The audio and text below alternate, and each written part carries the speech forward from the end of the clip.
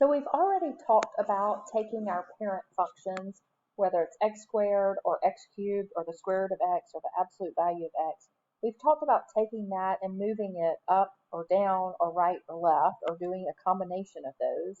And today we're going to talk about some different aspects where we can actually reflect our parent functions across the x or the y-axis or stretch or compress them. So first we're going to look at reflections, and we're talking about the square root of x, and we're just going to use the coordinate points that we did on that foldable. So for the square root of x, we would put in a 0 for x, a 1, a 4, and a 9, because we want to put in perfect squares. The square root of 0 is 0, the square root of 1 is just 1, the square root of 4 is 2, and the square root of 9 is 3. And so now I can come over to my graph, and I'm using this blue pen right now, and I can go in and graph my points and go in and graph the square root of x. So that is the square root of x. So now I want to look at this different function here, and I'm going to do this in green.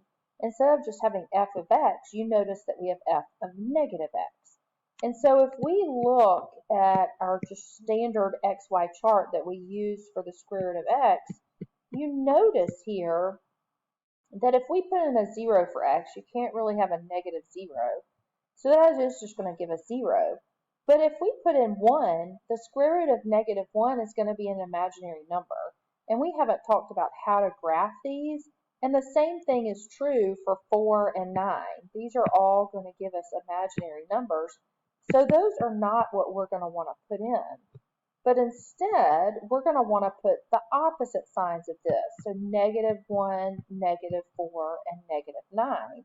And if we do that, if we do the square root of a negative negative 1, that gives us 1. And the square root of a negative negative 4 gives us 2. And the square root of a negative negative 9 gives us 3.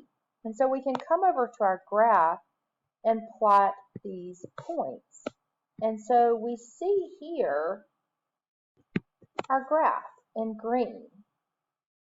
And you'll notice here that what we did was we ended up multiplying, right,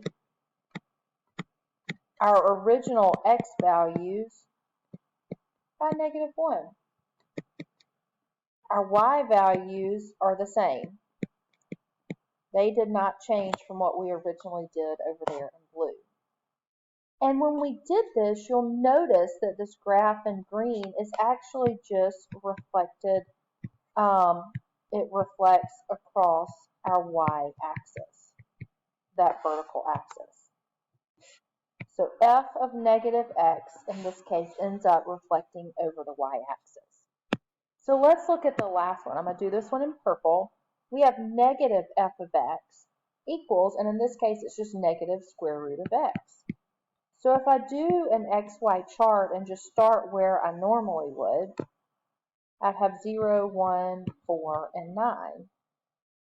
Well, if I plug in 0, the square root of 0 is just 0, and that cannot be positive or negative.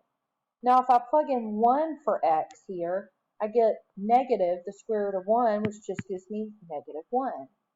And then I have negative the square root of 4, which gives me negative 2. And negative the square root of 3, which gives me negative 3. So you'll notice here that in this particular case, we have our same x values, but we multiply our y values by negative 1.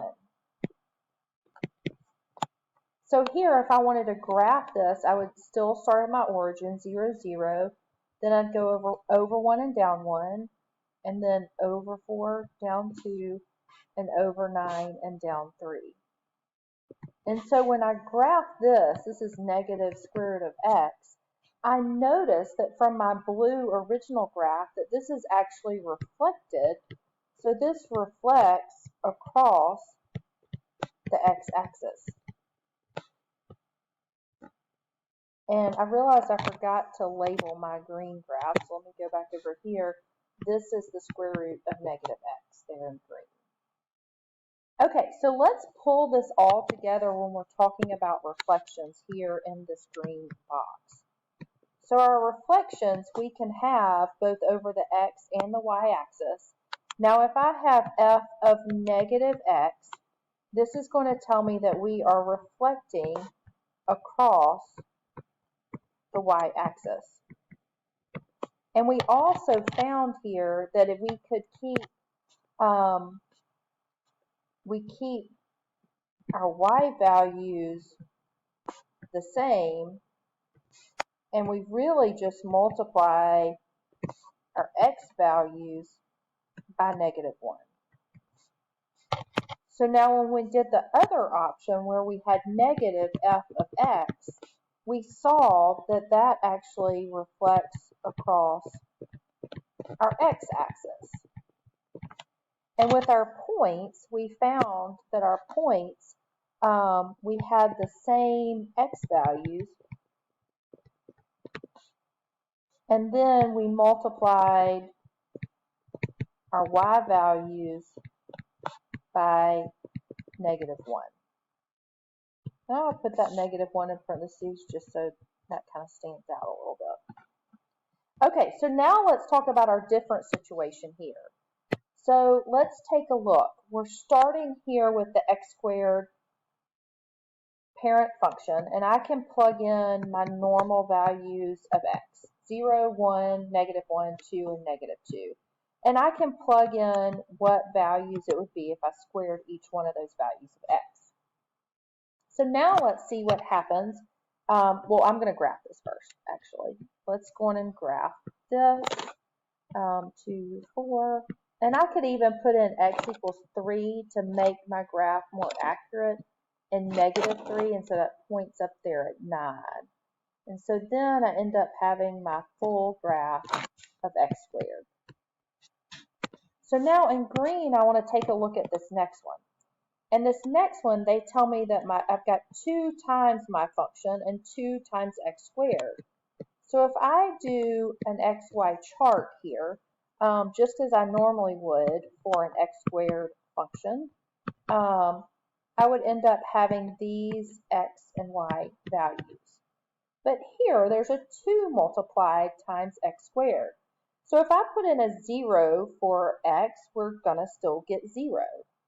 Now if I put in a 1 for x, I get 2 times 1 squared, or 2 times 1, which is 2. Well, the same thing happens if I put in a -1 for x. I still get 2. Well, what happens when I put in a 2 for x? I end up getting 2 times 2 squared, or 2 times 4, which gives me 8. And the same thing if I put in -2. So what ends up happening here is that we keep our same x values, and then we're going to multiply our y values by 2. And I get that 2 just because that's what's being multiplied by my parent function. So now I can use my green pen and go over and plot these points, plot my x values, plot my y values. So I still have the origin at 0, 0. I can go over 1 up 2, -1 up 2, and then over 2, and then up 8, and 2, and 8. Sorry about that. And then I can go on and draw my function here in green. And we'll talk about this in just a minute. This is 2x squared in green.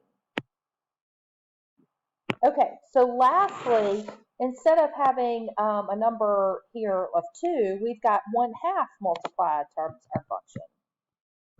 So here, if I use my standard values of x, and then I have my standard values of y, well, instead of using my standard values of y, what am I going to do here with my values of y? Right, I'm going to multiply them by 1/2. So 1/2 times 0 just gives me 0, and then I get 1/2, 1/2, 1/2 times 4 gives me 2, and 1/2 times 4 again gives me 2. So again, I'm keeping my x values, and in this case, I multiply my y values by 1/2. And I got the 1/2 just right here. Okay, so now let's go and plot these points. I still have the point 0, 0, and then I go over here at 1 and go over 1 and up 1/2, and go -1 and up 1/2. And then I go out 2 and up 2, and then out 2 and up 2. This ends up giving us a wider parabola, and this right here is 1/2 x squared. So let's pull all this together. Because we are changing our y values here, we actually call these graphs a vertical, stretch, or compression. And we'll talk about what each one of these is. Now, the big thing to notice in both of these is that we were actually multiplying. So this is if your number, or the constant, is outside your function. Because in this situation, our function was x squared. And whether we were talking about 2 or 1/2, that was outside my function. And so when this happens, you're going to multiply that number by your y values in your chart. Okay, so if you have something like c times f of x, this is called a vertical stretch by a factor of this c, whatever that number that stands for. And this is if c is greater than 1. And again, we're going to take that c value and just multiply it times our y values. Now, if you also have c times f of x, this could be a vertical compression, again by a factor of c. And this is if c is between 0 and 1. And again, in this case, you're going to multiply your y values by that whatever number c is represented and what it's given to you. Okay, you can continue this lesson on the next screencast.